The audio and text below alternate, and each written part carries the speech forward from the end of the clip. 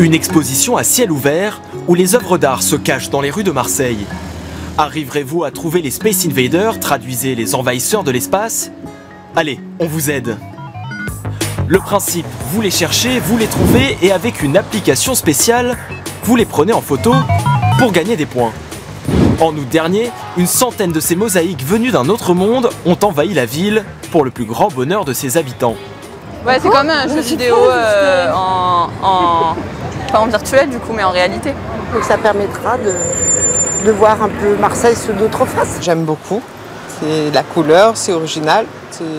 On voit souvent des tags, des dessins et là ça change un peu, j'aime beaucoup.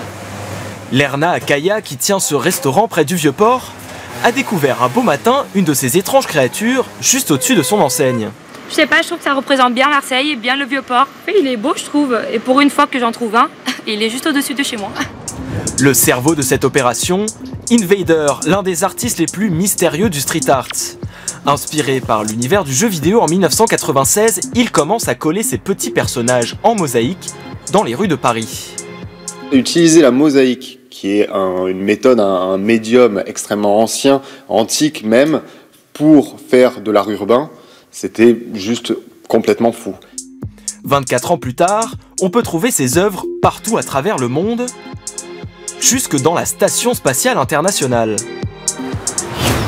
Voici le point de départ de cette invasion, la Cité Radieuse, bâtiment emblématique de Marseille. C'est au MAMO, musée d'art contemporain situé sur son toit, que Invader a installé son atelier avec l'aide du designer Ora Ito. Avec le Covid, avec tout ce qui se passe en ce moment, c'était le bon moment, puisque cette exposition est en plein air. Donc l'invasion est dans la Cité Radieuse avec son atelier, mais il y a aussi d'ici des pièces qu'on peut voir, donc de la terrasse. Et j'aime particulièrement cette pièce, parce que c'est une déclaration d'amour pour la ville de Marseille. Officiellement, l'exposition au MAMO prend fin le 11 novembre, mais les petits extraterrestres en mosaïque feront partie intégrante du paysage marseillais, à condition de lever les yeux.